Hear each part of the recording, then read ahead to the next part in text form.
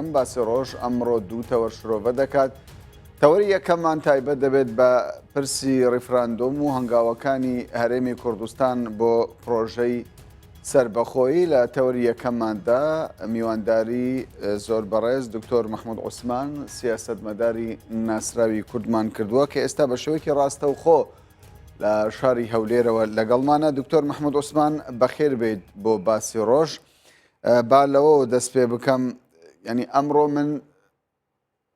تەمەشای هەندێک لە لێدوانەکانی پێشووی جەنابتم کرد، بە دوواداچوونم کرد لە هەندێک لێدوانەکانتدا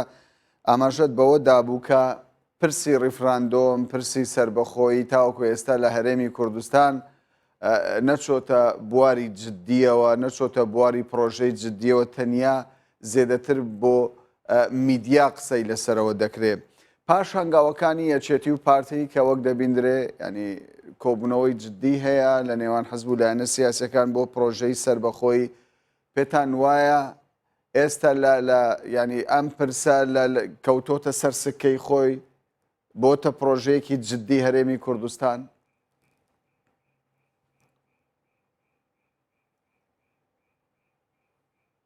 خۆی طبعاً ئەم پرسە پێویستە وردە وردە ڕوون بێتەوە، یعنی چییە؟ وابزانم هەندێک لەو کۆبوونەوانەی کراون بریارە لیژنەیە دابنێن، لیژنەکە مەجموعەی خەڵق بن لە هەموو لایەنەکان، ئەمانە ئەو وەختە ئەبێ ڕێگەیە دابنێن، ڕێگە نەخشەیەک، چی ئەکەن، ڕفراندەم لەکوێ ئەیکەن، بۆچی ئەیکەن، چی ئەپرسن لە خەڵق، کەی ئەیکەن. تەبعەن ئەمانە هەمووی بێ ڕوون کرێتەوە بۆی خەڵقیش بتوانێت ڕێی لەسەر بدا و بتوانێت ڕوونی کاتەوە. یعنی ئەوانە وابزانم ئەو کۆبوونەوەی ئیمڕۆ یەکێتی و پارتی کردیان باسی ئەوەیان کردووە کە لە ئایندەیەکی نزیکە لیژنەیەکی وا دروست دەکەن و طبعاً ئەو لیژنەیە خەریکی ئەو ئیشانە ئەبێت. طبعاً ڕێی تریشەیە کە ئەڵێ ئەبێ پەرلەمان ئەو ئیشانە بکە و بێ کاراکردنەوەی پەرلەمان ناتوانەوە بکەن، چونکە یا ڕفراندەم یاسای ئەوێ، یاساژە بێ پەرلەمان دەریکە. ڕێی جیاواز هەیە، لەبەرەوە بە قەناعەتی من ئەم شتانە بێ ڕوون بنەوە، ئەو وەختە ئینسان دەتوانێت زیاتر ڕێی لەسەر بداوە تێی بگا بە ڕوونی. کەواتە ئێستا تۆ دڵنیانی لەوەی کە پرۆژەی ڕیفراندۆم و هەنگاونان بۆ سربەخۆی لە باشووری کوردستان ینی پرۆژەیەکی جددیبی لەلایەن بە تایبەت بڵێن پارتی و یەکێتیەوە؟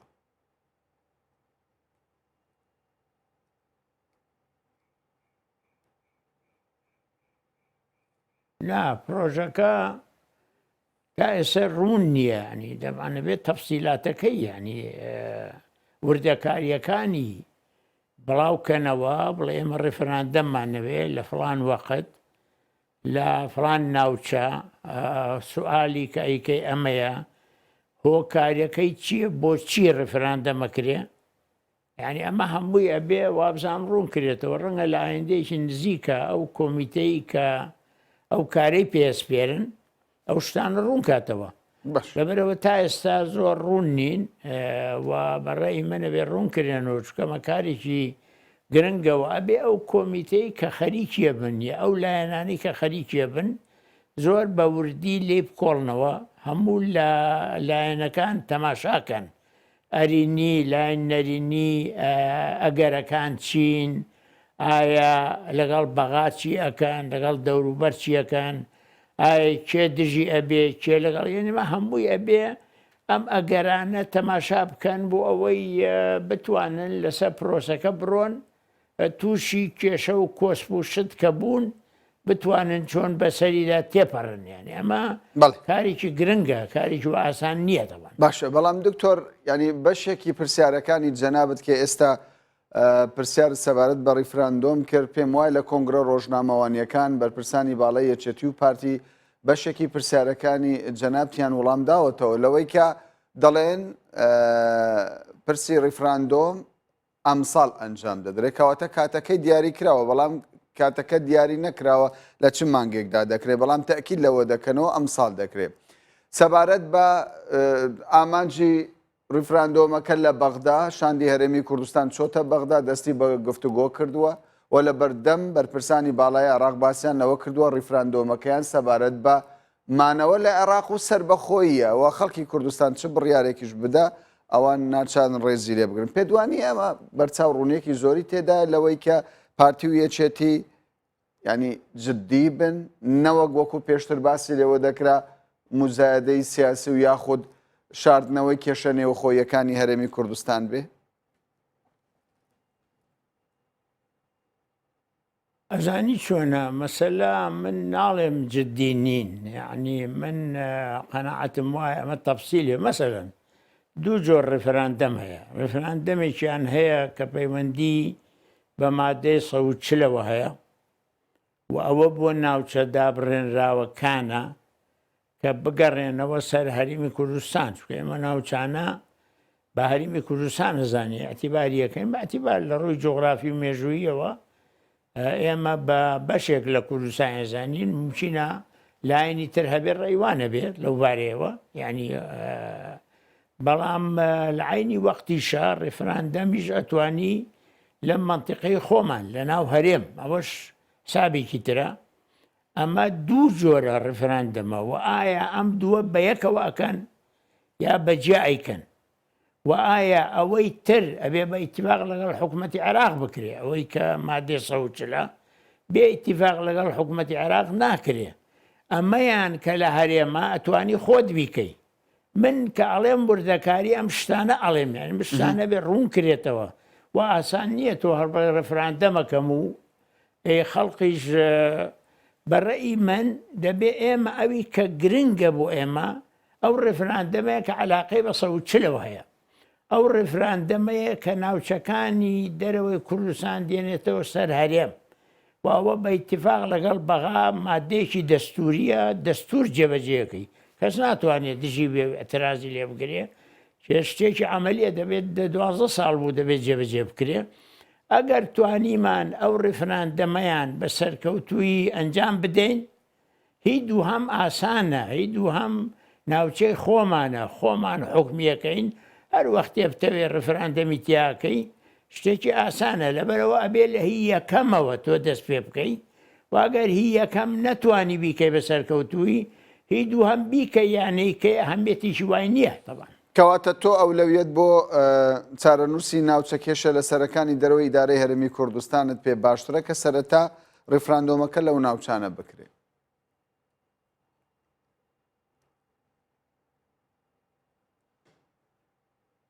بێگومان ئەوەم پێ باشترە و زۆر گرنگە ئەوە، چونکە تۆ ئەگەر ڕێفراندەمێ بکەیت لە ناوچەکانی خۆت بڵێن ئەم سێ پارێزگایە کە سلێمانی و هەولێر دووەکە، ئەو وەختە حسابەکەی لەسەر ڕێفراندەمە کردووە بچینە حکوومەتی بەغا هەر دژی بێ لە ئەساسە حکوومەتەکانی کە دژی من ئیشەکەی تر تێکدەن 140 و دەستور و ئەم شتانە. لەبەرەوە تۆ ئێمە ئەوەی هەمان بۆ کێشە من لە 63وە لە هەموو گفتوگۆیەکە لەگەڵ حکوومەتی عێراق بەشدار بووم، ئەو گفتوگوانەی کردومانە. لەم گفتوگویانە هەمیشە کێشەی ئێمە لەسەر ئەو ناوچانە بووە کە ئێستا لە دەرەوەی هەرێمی کوردستان، هیچ وەختێک کێشەمان لەسەر سلێمانی و هەولێر و دوهۆک نەبووە، کێشەمان لەسەر ئەو ناوچانە بووە. لەبەر ئەوە ئەبێت تۆ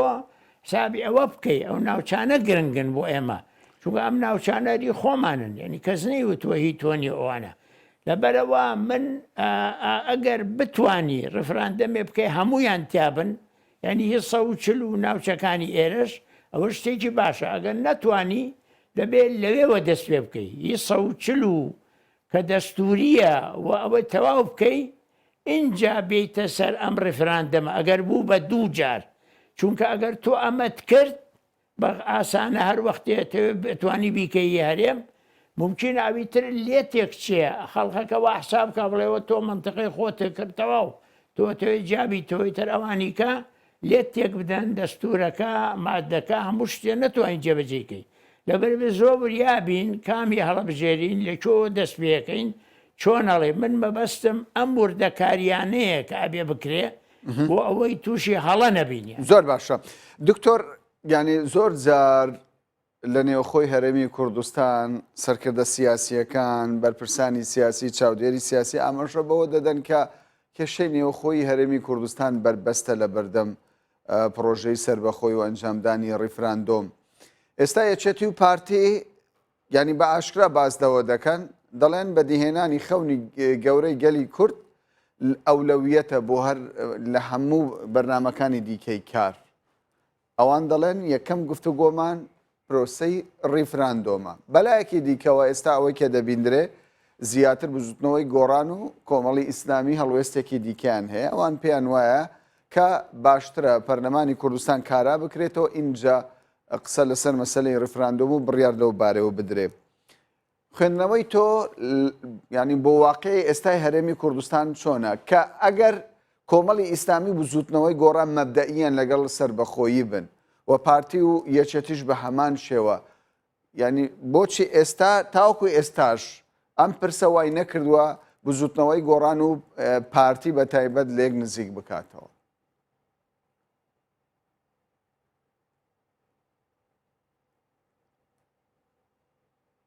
لە بینی ئەو حیزبانە کێشە زۆرە کاکە، بە یەک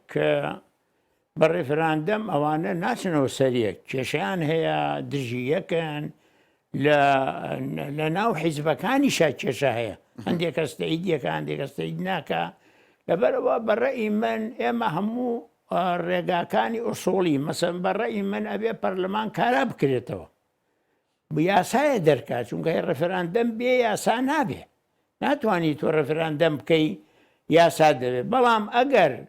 ناو 340 بکەی یاسای ناوێ، شکۆوە دەستورە. بۆچی من ئەڵێم ناوچەکەی تر ئاسانترە بۆ ئێمە؟ ئەو ناوچەیە ئەگەر بکەی شتێکی دەستوری عێراقیە، هیچ یاسای ناوێت تۆر پەرلەمان کارا بکەیت و یاسای بێ، بەڵام ئەگەر بتەوێت لە ناوچەی خۆت بیکەی دەبێت پەرلەمانەکەت کارا بکەیتەوە، قانونێ دەرکە، بەپێی ئەو قانونە ڕێفراندەم بکەی. ئەوەنی من بزانم وەلو من قانونی نیم، بەڵام وەکو بزانم بەو شێوەیە. لەبەرەوە بە قەنەعەتی من ئەم شتانە دەبێت بە ڕێکی ئەو حیزبانەش دابنیشن لەگەڵ یەک. من ڕێیمەوە نییە هیچ حیزبێ بۆی کۆتی ئەوی تر بکە، حەقا هەمویان بە یەکەوە دابنیشن، هەر شتێ بێ ڕێیان و بە یەکەوە ڕێگەیە بدۆزنەوە ئەو کێشانە چارەسەر بکەن. یعنی مەسەن پەرلەمان بۆ کارا نەکرێتەوە، سەرۆکایەتی بگۆڕن و کارای بکەنەوە، هیچێکە ینی خۆ قابل ئەمە شتێک نییە کە نەکرێ، هەر شتێ هەبێ. وەکو بەپێی ئەو بەیانەی بەرزین دەری کردووەڵێ هەر سێ سەرۆکایەتەکە هیم بکەن با دانیشەوانە چارەسەر بکەن، خۆ مانیع نییە لەگەڵ ڕێفراندەم. ئەوانە ڕێگە خۆشەکەن. ئەو وەختە تۆ کە بەو شێوەیە کردت ممکنە هەموو لایەنەکان تەیدی بکەن، بەڵام ێستا لایەنێگەڵێ کارای بکەرەوە، ئەوی ترەڵێ من ئەتوانم بێ پەرلەمان بیکەم، ئەوی ترواڵێ وابزانام لەو بینە ئەو ناکۆچیە حیزبانە ممکنە تەسیر بکات لە ڕێفراندەمەکەوە، نەتوانین وەکو پێویستە بە سەرکەوتوی ئەنجامی بدەین. لەبەرەوە با حیزبەکان دابنیشن، کێشەکانی خۆیان حەل بکەن و بە یەکەوە هەنگاوەکان چییە بیکەن و هەر شتێک پێویستە بە یەکەوە بیکەن کە هەمویان بە یەکەوە دامنیشن بتەفیق من دەتوانین کێشەکان چارەسەر بکەن. باشە، ئەگەر بە سەرەحی قسە بکەین، ینی پارتی و یەکێتی باسییان لەوە کرد کە سەردانی تەواوی حزبولانە سیاسەکانی هەرێمی کوردستان دەکەن سەبارەت بە پرسی ڕیفراندۆم و ئەو کێشە و گرفتانش کە لە نێو هەرێمی کوردستان هەن. بەڵام وەڵامی بزوتنەوەی گۆڕان ئەوە بوو کە ئەوان ئامادە نین پێشوازی لە یەکێتی و پارتی بکەن و قسە لەسەر ئەو پرسەدا بکەن. ئەگەر بە سەراحەت قسە بکەین، ئەم هەڵوەستەی بزوتنەوەی گۆڕان هەڵوێستێکی تەندروست بوو، خزمەتی بە دۆخی ئێستای هەرێمی کوردستان کرد، ینی لە کاتێکدا نەوەک سەرکردە سیاسیەکانی کورد لە دەرەوەش بەرپرسانی دیار سیاسەتمەداران دەڵێن ئەو دەرفەتێک کە ئێستا بۆ هەرێمی کوردستان هاتۆتە ئاراوە دەرفەتێکی زێڕینە. ئیسماعیل بەشکچی دەڵێ ئەگەر ئەم دەرفەتە نەقۆزرێتەوە ئێستا بۆ سەدەیەکی دیکە دەرفەتی وا بۆ کورجارێکی دیکە دروست نابێتەوە. کەوایە پرسیارەکەم ئەوەیە هەڵوێستی بزوتنەوەی گۆڕان هەڵوێستێکی تەندروست بوو بەلای تۆ دکتۆر؟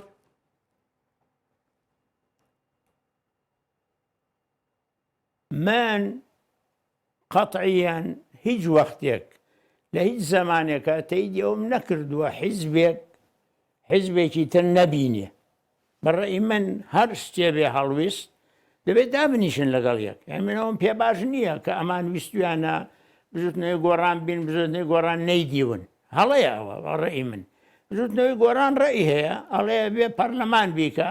باشە دابنیشە لەگەڵ یەکێتی و پارتی باسی بکە بڵێ ئەوەی ئەو ڕێی خۆ بەیعلەنی من تەیدیەوە ناکەم هیچ حیزبێ بۆی کۆتی ئەوی تر بکە دەبێت بینی خۆیان دابنیشن هەموو کێشەکان چارەسەر بکەن مەسەلا هەر ڕفراندەم نییە تۆ بێ کێشەی تریش هەیە ئەبێ هەوڵ بەی چارەسەری بکەیت لە بینی خۆیانە ئەوە ساڵێک زیاتر دانەنیشتونم حیزبانە بەیەکەوە بە شێوەیەکی ئەساسی لەبەرەوە من ڕێیم وایە دەبێ بەیەکەوە دابنیشن هیچ حیزبێ نابێ بۆی کۆتی ئەوی تر بکە من دانیشم و دانانیشم و خاڵ بە خاڵ تەماشای بکەن مەسەیەکی ئەڵێ پەرلەمان کارا بکرێتەوە زۆر باشە خۆی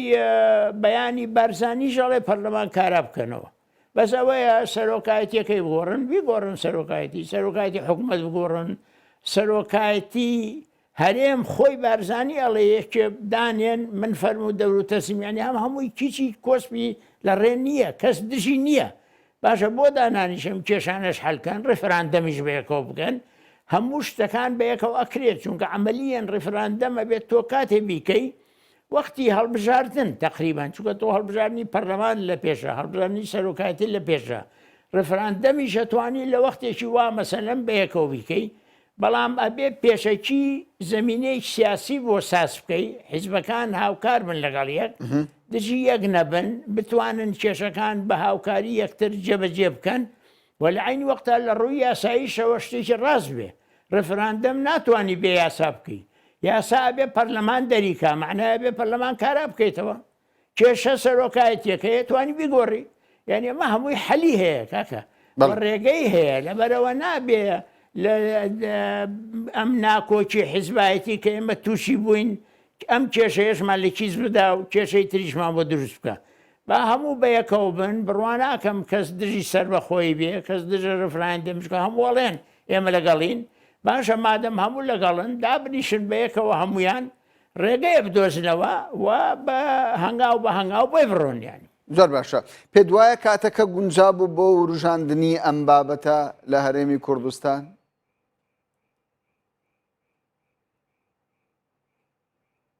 نازانم من لەوە زۆر متاکید نیم من بەڕێی من کاتەکە گونجاوە بۆ ئیلحاحکردن لەسەر جێبەجێکردنی مادەی 140 و دەستور و چارەسەرکردنی کێشەی پێشمەرگە لەگەڵ بەغا کە 10 ساڵ 13 ساڵە فەقیرانە نا پاریان وەرگرتووە نە ئیمکانیاتیان وەرگرتووە هەموو بەرگری ئێمەش هەمووی پێشمەرگەیە سەرکەوتنی ئێمەش هەمووی پێشمەرگەیە ناوبانی ئێمە لە دەرەوە ئێستا هەمووی پێشمەرگەیە شەڕی داعش و قارەمانێتی پێشمەرگە ئەوە خۆ ئەوە کێشەیە کە لە کێشەی تر کەمتر نییە ئەم شتانە بەڕێی من زۆر لەبارە و وەختیشی تێپەڕیوە کە تۆ بتانی مادەی 140 ئیلحاح بکەی کە جێبەجێ بکرێ ڕفراندەم لە ناوچە دابڕێنراوەکانە بکەی کۆتایی بەو ناوچانە بێنی کە من دڵنیام زۆر بەیان ئەگەڕێنەوە سەر هەریمی کوردستان مەسەلەی ڕفراندەم لە منتیقەکەی خۆت هەر وەختێ بتەوێتوانی بیکەی شتێک نییە کە زەحمەت بێ بۆ تۆ بیکەیت و ئەوانە لەبەرەوە من بەڕێی من ئێستا بێت تەرکیز لەسەر 140 و ڕفراندەم لە ناوچە دابڕێناوەکان بکەین ئەگەر ئەشتوانین اتفاقێکی وا لەگەڵ حکوومەتی عێراق بکەین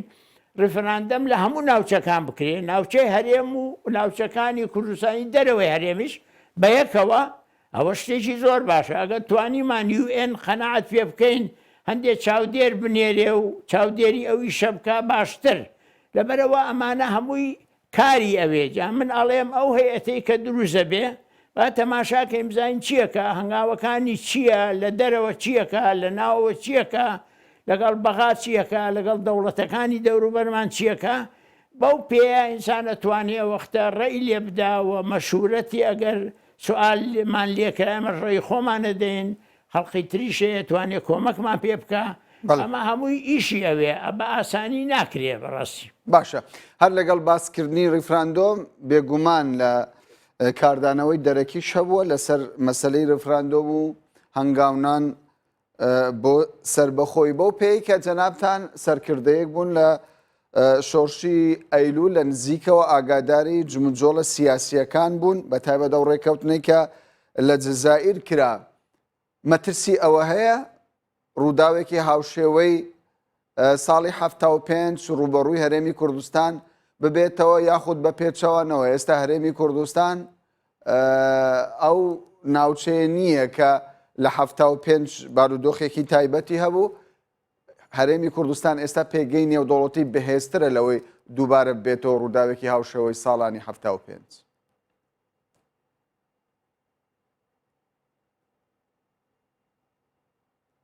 بێگومان ڕووداوی هاوشێوەی 75 جوانە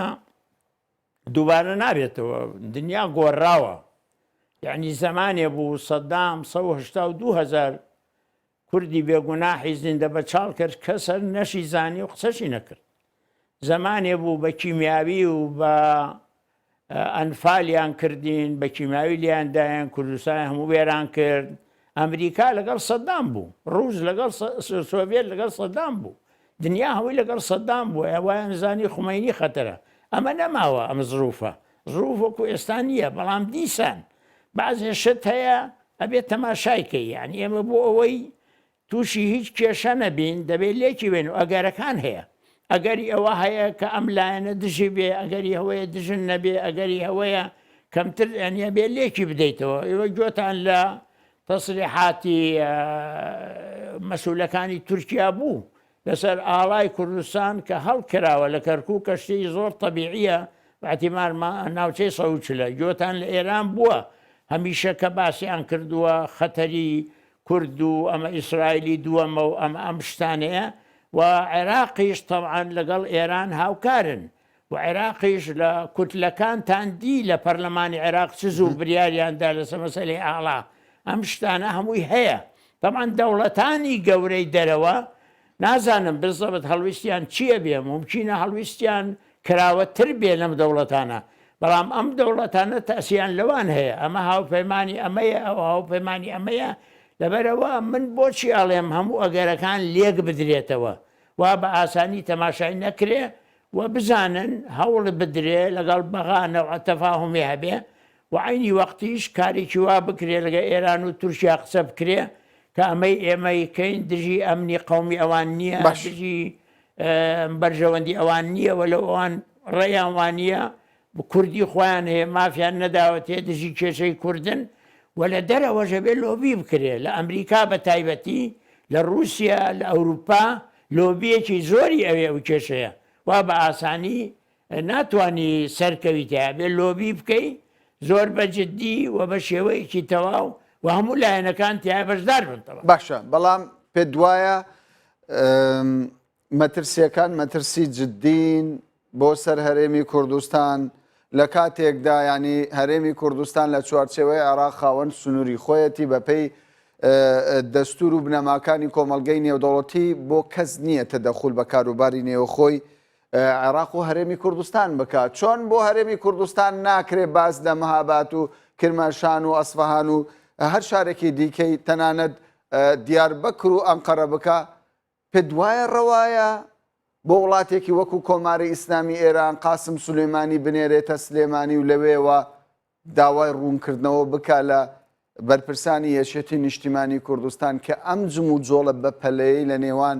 یەکێتی و پارتی بۆ مەسەلەی ڕیفراندۆم چییە پرسیاری ئەوە بکەم مافی ئێرانە ئەو جۆرە پرسیارانە بکە؟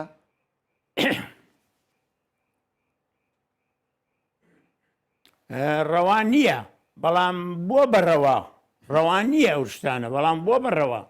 ئەو هەموو تەسیحاتەی تورکیا درای کێ وەڵامی دایەوە؟ وەڵامیشمان نەدایەوە. ئەوەی ئێران قاسم سولێمانیەوە ڕوا کەس وەڵامیشی نەداوەتەوە بە ئاشکرا. تۆ بێ بە ئاشکرا ئیدانەی ئەم شتانە بکەی و لە عینی وەختە ئەمانە دەوڵەتن سنووریان لەگەڵ تۆ هەیە بێ حسابیان بۆ بکەی. ئێمە لە 75 کە تووشی نەکسەکە بووین، پێش 75 تەقدیرێکمان هەبوو بۆ زروفی ناوچەکە، هەندێک هەڵەی تیا بوو وا دەرنەچوو تووشی ئەو نەکسەیە بووین. لە 88 تەقدیرێکی ترمان هەبوو بۆ ئێران و عێراق و شەڕی ئێران و عێراق و کە ئایا ئەوەستێ ئایا سەدامە ڕوخیان نا ئەویش وا دەرنەچوو تووشی کێشەی گەورە بووین. لەبەرەوە بە پێی ئەو تەرجوبانەی کۆن دەبێ ئەم جارە کە ئەم شتە ئەکەین زۆر بە وردی لێ بکۆڵینەوە و هەموو لایەنەکانی لایەنی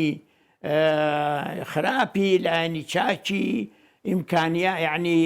نەرینی و ئەرینی و ئەوانە هەمووی لێک بدەینەوە نەڵێن لە پاشا تووشی شتێبین بڵێ وەڵان نەمانزانی یا ئەوامان نەوت یا نەمان نەزانی وایە وەکو کۆن باسمان کردووە شتی کۆنمان لێ دووبارە نەبێتەوە لەبەرەوە زۆر گرنگە هەموو عەقڵ و ئیمکانیات و تەرجوبەی کۆنی خۆمانی تیا بخەینە کار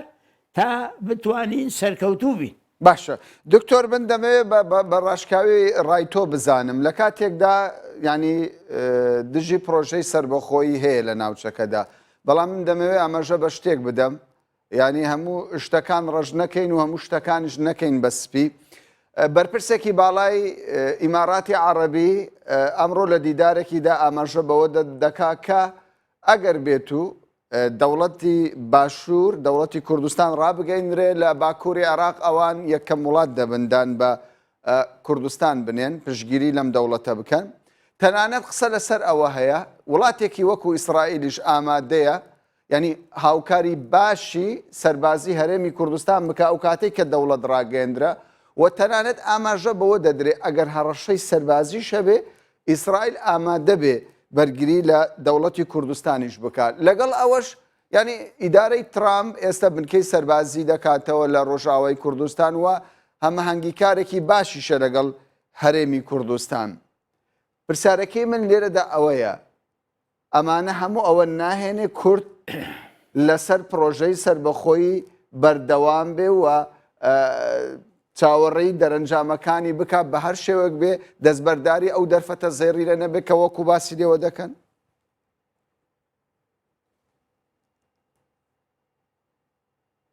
پرۆژەی سربەخۆیی هەمیشە مافی کووردە و هیچ کوردێ دژی سربەخۆیی نییە و شتێکی زۆر تەبیعی ڕفراندەمیش حەقی هەموو میلەتێکە کە بیکە هەر وەختێ بیەوێ ئەمە شتێکە بەڵام لە لایەکی ترەوە ئێمە ئەوی کە گرنگە بۆ ئێمە ئێستا لەم زروفە سێ دەوڵەت و هی ناوچەکە یەکەمین بەغایە کە ئەبێ ئێمە نەوعەت تەفاهومێکمان لەگەڵیانە بێ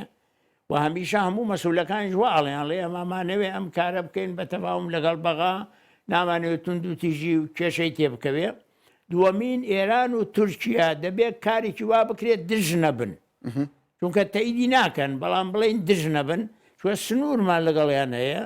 ئیمارات ناتوانێت لەو دوورەوە شتێ بۆ ئێمە بکگە ئێران و تورکیا دژمان بن دەبێ حسابی ئەوە بکەین طبعاً ئەمریکاش ئەساسە ئەگەر تۆ سبەینێ گەرنتیەکی ئەمریکی هەبێ کە ناهێڵێ تعدال لێ بکەن یاخۆ زوڵمە لێ بکەن ئەگەر شتێکی وات کرد و دیفاع لێکە ئەوە هەمووی حەلەکە تقریبا لەبەرەوە بەڕێی من ئەو شتانە گرنگن ئێمە باسی ئەو شتانە بکەین ئیسرائیل تەئیدی تۆ بکە هەرچی دەوڵەتی ئیسلامی و عەرەبیە بێ بە دژت ڕەنگە زەرەر بکەیتەوە و نازانی لەوێەوە قابلە بێ بە پەرەشوت دیفاع لە تۆ بکە لەبەرەوە بەڕێی من ئەم شتانە تۆزێ بێ بە واقعی تەماشاکەین تەماشای شتی نەزەری نەکەین و من جۆم لەو تەسیحاتەش نەبووە کە تۆ ێستا باسەکەن نەجۆم لە هیمارات بووە نەجۆم لە ئیسرائیلیش بووە نازانم تا چه حەدێ ڕەسمین یا ڕەسمینین لەبەرەوە من بە پێی ئەو من بۆچی بەم شێوەیە قساکەم چکە تەجوبەی کۆنمان زۆرە لە شەستەکانەوە ئێمە لەناو ئەم بەزمانە ئەم هەموو کێشانەمان دیوە نەکسەمان دیوە کێشەمان دیوە لەبەرەوە من بەو پێ ئەم قسانە ئەەکەم کە ممکنە فەرقیە بێ لەگەڵ بۆچوونی تۆ یا برادێکی کە ئەم شتانی نەدی بێ و بەڕێی من ئەبێ زۆر بە وردین لەم شتانە بکۆڵینەوە بەڵام ئێستا وڵامی پرسیارەکەی منت نەدایەوە ینی دەبێت دەستبەرداری ئەو پرۆژە بین یاخود دەبێت دەستی پێوە بگرین و هەنگاوی بۆ بهاوێژی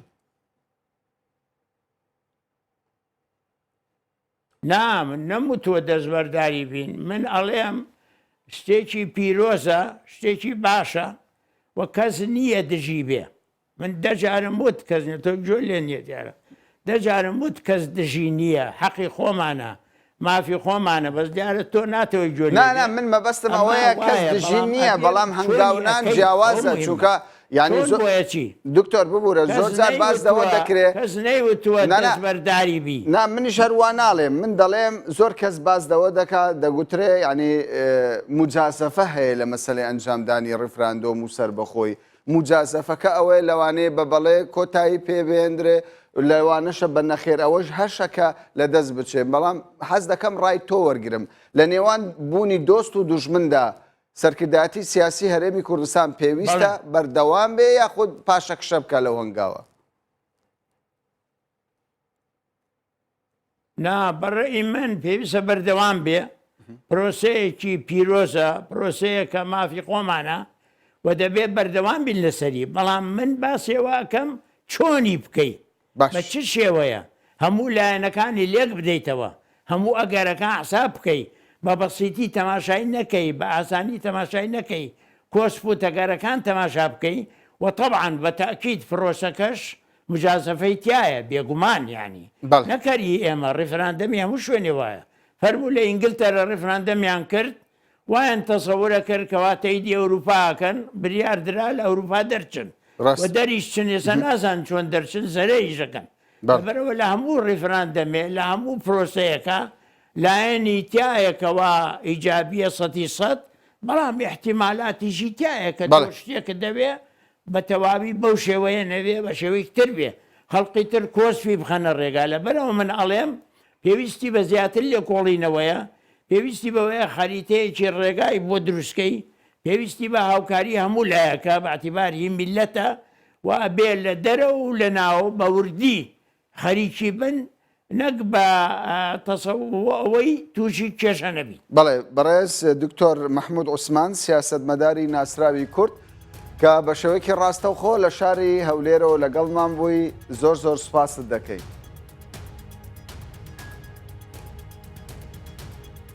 زۆر سپاسکەم. بەڕێزان ئێستاش دەچینە پشوێک و دواتریش تەوەری دۆمی باسی ڕۆژ دەکەینەوە.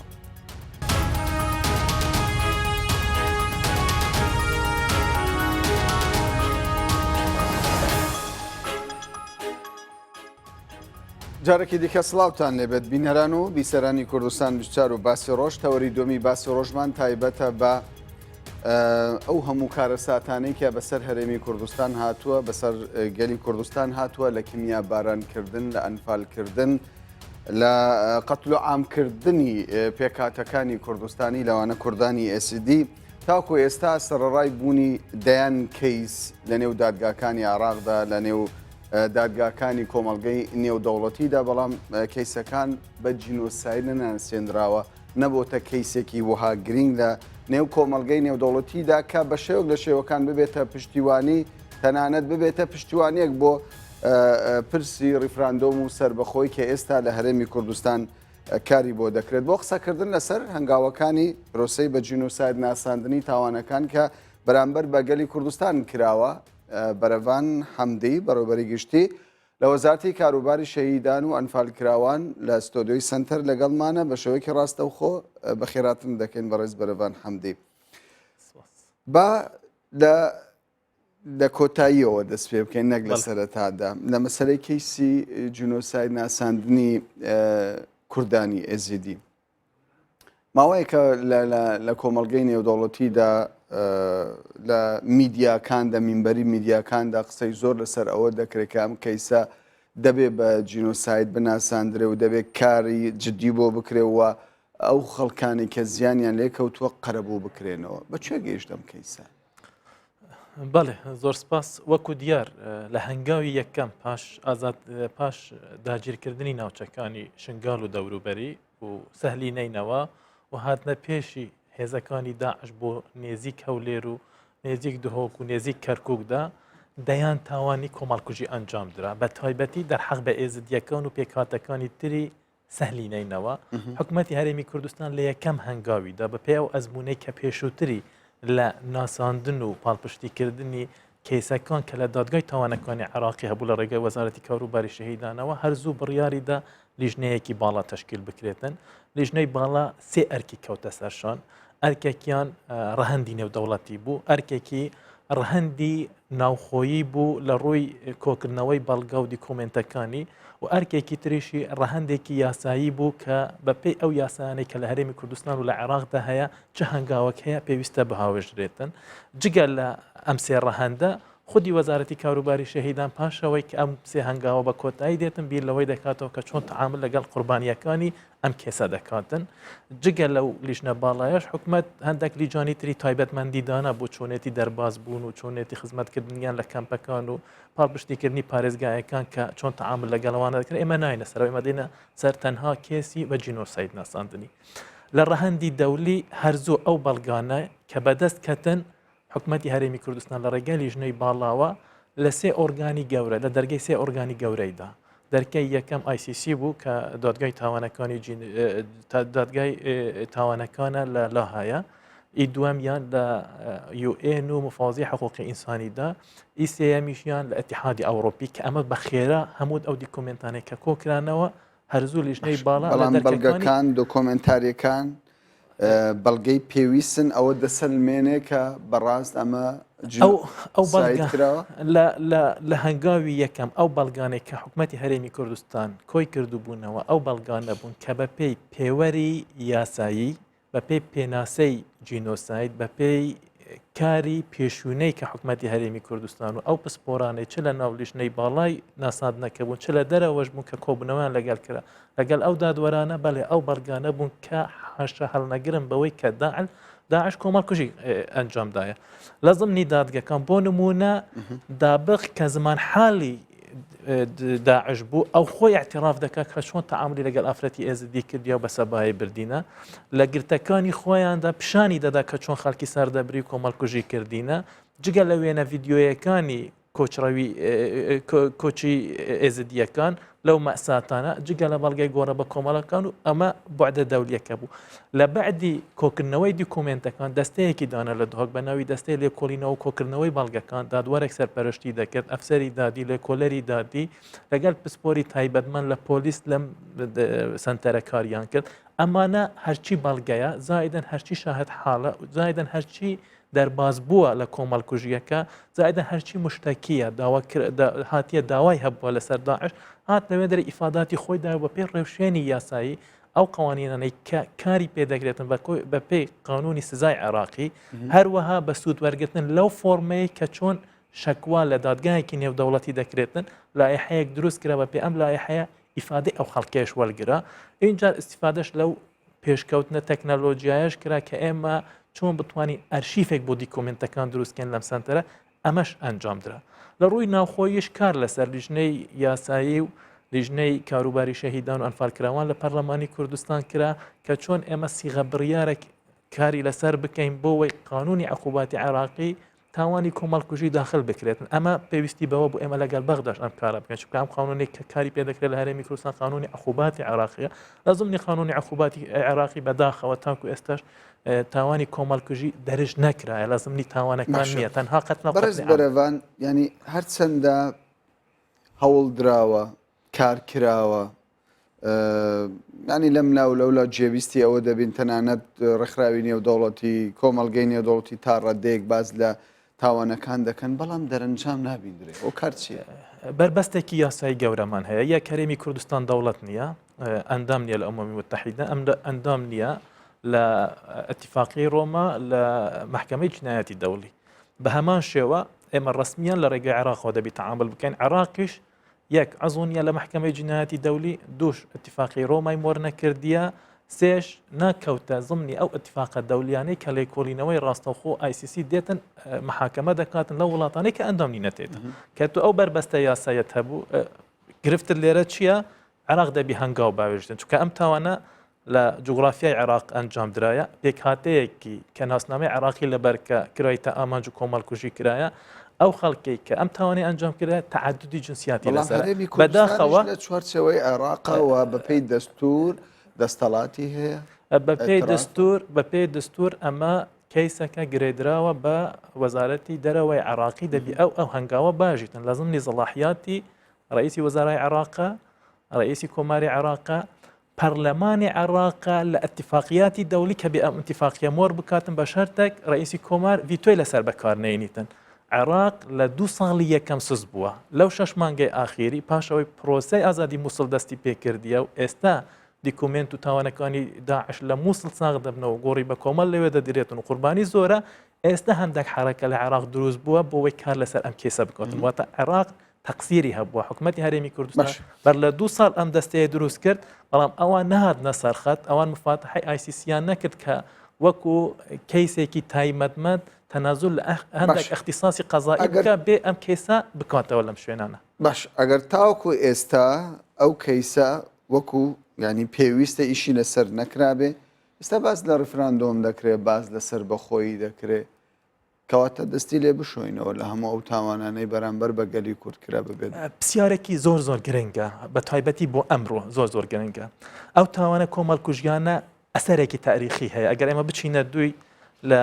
هەفتایەکان دەرحەق بە فەیلیەکان کۆمەڵکوژی کرا گرتن و ئەعدامات و ڕاگواستنەوە کرا پاشان بارزانیەکان لە 83 کرانە ئەماش بێ لەوەی کە پێشتر کەمپ و زۆرە ملیان بەسەر هاتبوو ڕاگوێزرابوونەوە بەڵام کۆمەڵکوژی فعلی لە 83 هزار بارزانی بوونە قوربانی لە 88 پرۆسەی ئەمفال زیاتر لە 180,000 کەس بۆ قوربانی بۆم بە بارانی هەڵابجە 5,000 کەس بۆ ئەوجا کۆچرا و ئەوانەی بەسەر بهات لە پرۆزای عێراقی نوێ لە 2003 قەرار بۆ عێراقێکی نوێ دروست بیتن یەکێک لە پرسە نیشتیمانیەکان بۆەوەی مساڵحەیەکی وەتەنی و عێراقی هەمووان بیتن دروستکردنی دادگایەکی باڵای جینایەت بوو کە تێیدا یەکەم شت ئەو تاوانانەی کە کراینە فەرمانی دادوەری بۆ دەربچیتن تاوانبارەکان بدرێنە دادگا زەرمەندەکان کە هەوڵاتی عێراقینەوە پێکهاتەکانی عێراقن قەرەبوو بکرێنەوە بۆەوەی هەز بە مواتەنەبوونی خۆیان بکەن لە چارچەوەی عێراقدا لە کۆی 16 کەیسی هەرێمی کوردستان کە لە ڕێگەی وەزارەتی کاروباری شەهیدانەوە درا ئەم دادگایە 4 کەیس یەکلا بووەوە قەراری قەتعی وەرگرت لەوانە کەیسی فەیلیەکان کەیسی بارزان کەیسی حەلەبجە کەیسی ئەنفال لەم 4 کێسێک کە بڕیاری دادگای پێدەرچوو نە حکوومەتی عێراقی نە پەرلەمانی عێراقی هیچ هەنگاوێکی نێشت بۆەوەی ئەسەری ئەم جەریمانە لە ناوچەکە و لەو خەڵکی کە تاوانی دەرحەق کرایە بسڕێتەوە بەعکسەوە عێراق بە ئەن قەست ینی کۆسب دروست دەکات هیچ هەنگاوی ناوێشت کەواتە یەک ڕێزی لە بڕیارەکانی دادی خۆی نەنا لە دادوەرەکانی خۆی نەنا ئەمە یەک دوو هیچ دەرخستەیەک و موازنەیەکی دیاری نەکرد بۆ لێ قڕبوانەکان کە ئەمە شک دروست دەکە ئێستا هەموو کە سوکاری شەهیدان هەموو کە سوکاری ئەنفالیەکان بە چاوێکی خراپەوە سەیری عێراق دەکەن بە چاوێکی غەزەبەوە سەیری عێراق بە عێراقی خۆیان دانانە چونکە عێراق سەبەب بۆ لە دەستدانی یەک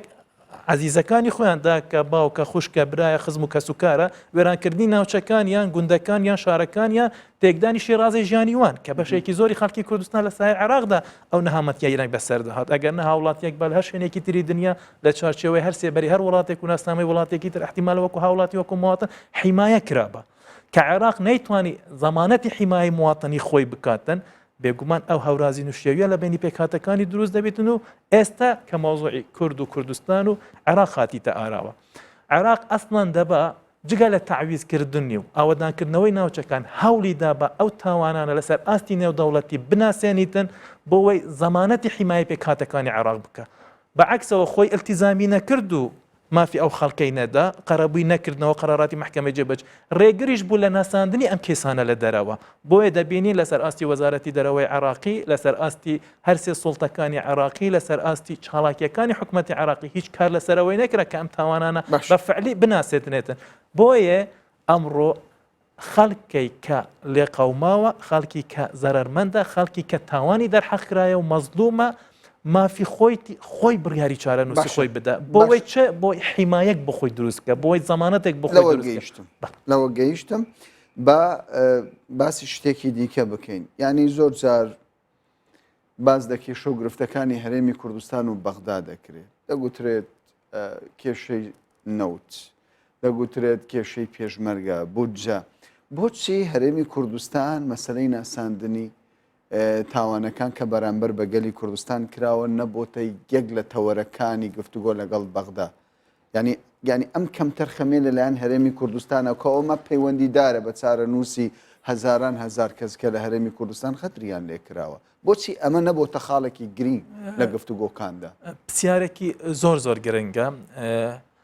پێش عێراقی نوێ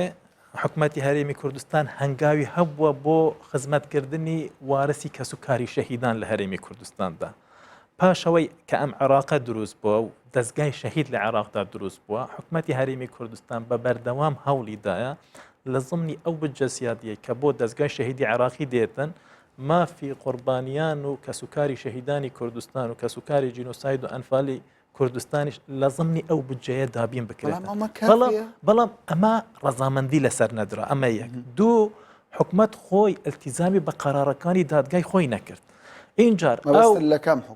حکومەتی عراقی التیزامی بە قەرارەکان چونکە هەنگاوی یەکەم تو دەبی قەرارەکەت هەبی کە بەڵێ ئەمە زەحیەیە ئەمە لێ قەوماوە ئەمە مافی هەمێستان دەکەم بە تایبەت وەزار ئەوجا دێمە سەر